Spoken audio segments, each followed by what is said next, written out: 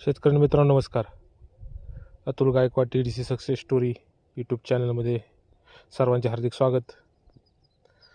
आज आपल्या राजम्याला 15 दिवस पूर्ण झालेले आहेत आणि तुम्हाला हा व्हिडिओ बनवायचे कारण म्हणजे थंडीचे दिवस होते आणि बऱ्याच शेतकऱ्यांना उगवणीवर परिणाम झाला.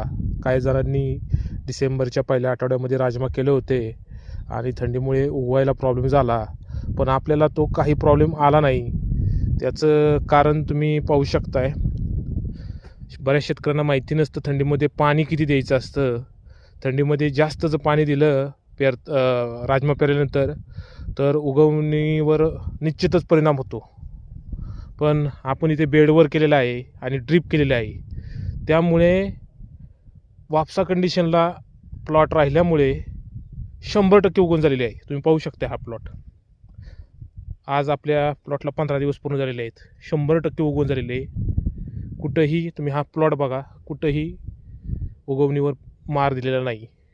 याचं कारण म्हणजे वापसा कंडिशन थंडीमध्ये आणि पेरल्यानंतर फक्त एकदा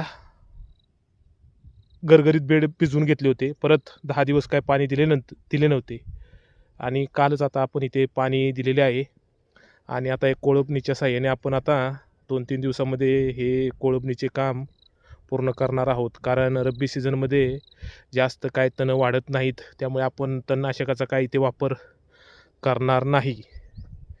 हे कोळपून घेणार आहेत आणि पहा हा प्लॉट. काही ठिकाणी बेकरस असं खातात, त्यामुळे हे जरा आपण इथे लावलेलं आहे. तो त्रास सगळीकडेच असतो, त्याला आपण काही पर्याय करू शकत नाही. पहा, तर या प्लॉटला आपण आता वेळोवेळी माहिती या प्लॉटची देणारच आहोत शेतकऱ्यांना. त्यासाठी आपल्या चॅनलला आधी फॉलो करा, सबस्क्राईब करा. धन्यवाद.